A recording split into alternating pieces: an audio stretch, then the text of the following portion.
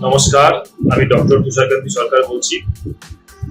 আজকে আমাদের আলোচনার বিষয় হলো সানস্ক্রিন। সানস্ক্রিন হচ্ছে যেটা আমাদের স্কিনকে প্রোটেকশন দেয় সূর্যের আলো থেকে।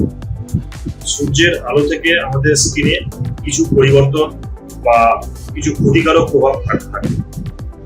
তো সেই পরিবর্তন কি হতে পারে, যেমন সান ট্যানিং হতে পারে।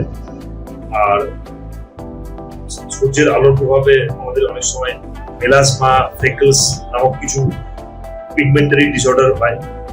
আর কি হতে পারে, এই রোদের আলোর প্রভাবে আমাদের হচ্ছে এজ রিলেটেড স্কিন চেঞ্জেস, মানে একটা চেঞ্জ হয়, আমাদের খুব তাড়াতাড়ি স্কিনটা কুচকে কুচকে যায়, এই ধরনের কিছু চেঞ্জেস হয়। তো সানস্ক্রিন এই সবগুলোতে অত্যন্ত কার্যকারী।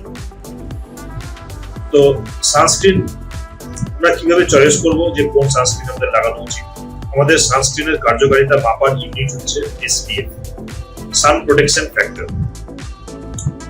তো সান প্রোটেকশন ফ্যাক্টর বাজারে 30, 50, 100 এগুলো আছে অ্যাভেলেবেল। এর মধ্যে অন্তত SPF 30 বা তার ঊর্ধ্বে এটা কার্যকরী।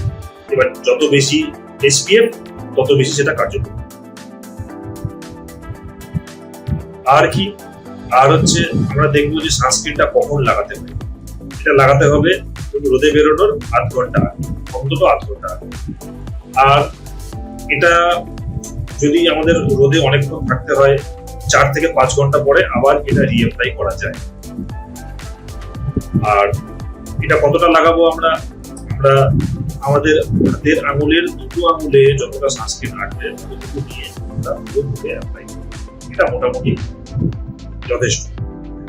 ধন্যবাদ।